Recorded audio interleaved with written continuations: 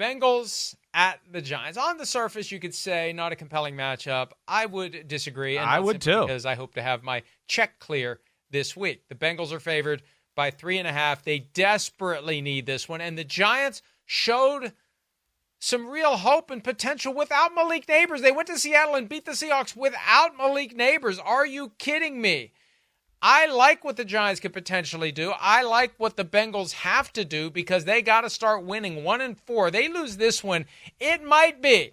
It's not quite put the fork in them, but it's take the fork, the tines, and just start pressing a little bit, trying to find a good spot to stick the fork if they lose this one. This is a huge game for a Bengals team that somebody picked to win the Super Bowl, and it wasn't me. Yeah, thank you. Everybody likes to bring that up. I love that. Yes, everybody brings it up on Football Night in America. A bunch of people who didn't make any predictions, but it's easy for them to get on other predictions. I like that a lot.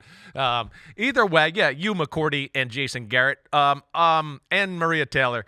Either way, okay, I do agree with you. I think this game is going to be fun. I mean, first off, most games are going to be good with the Bengals because the Bengals aren't any good on defense. So they're going to let big plays happen. Now, Malik Nabers, whether he plays or not, I mean, we still don't know.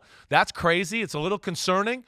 But we see they got some weapons on offense. They're not like void of a little talent. Daniel Jones played really well last week. He's played pretty solid the whole year. It hasn't been bad.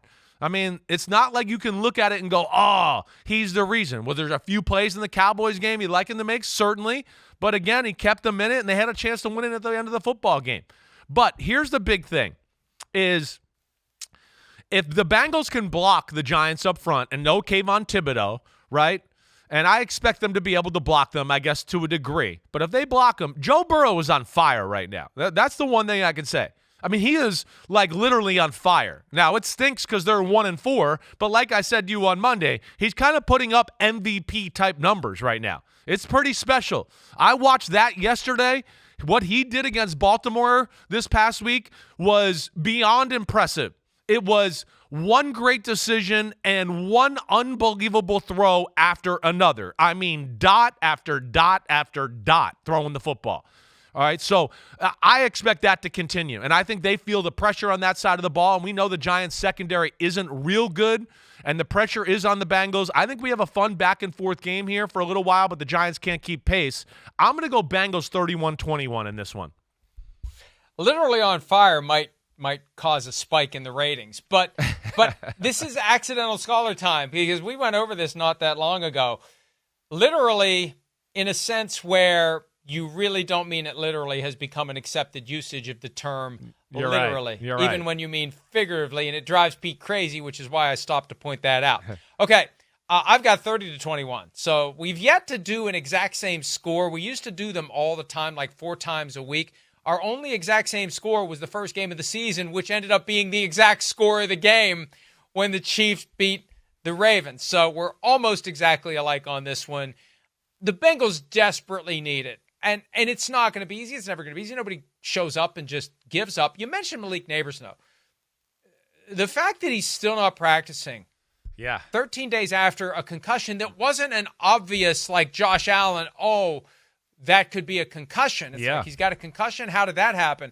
That is concerning because we know guys are going to do everything they can to come back and play. So there must be something that is sufficiently wrong that is keeping the doctors from giving him the clearance. And it makes you worry about what happens when he comes back. Yeah. Because is he going to have a similar absence if and when he has another concussion? Yeah, I hear you there. And then he plays the game in a kamikaze style of play, right? That's why we love watching him. I mean, every play is just pedal to the metal, dive, jump, contort your body, dive into a pile to get the first down, whatever. I mean, he does that, and I worry about him that way. But hopefully he gets cleared here in the next few days and can play because it will make the game a whole lot fun. Watching what I would say the best receiver in the NFL right now is Jamar Chase. And Mike Brown, you're on your way to paying Jamar Chase more money than Justin Jefferson, the way this looks. Yippity-doo. But him versus Malik Nabers is going to be fun.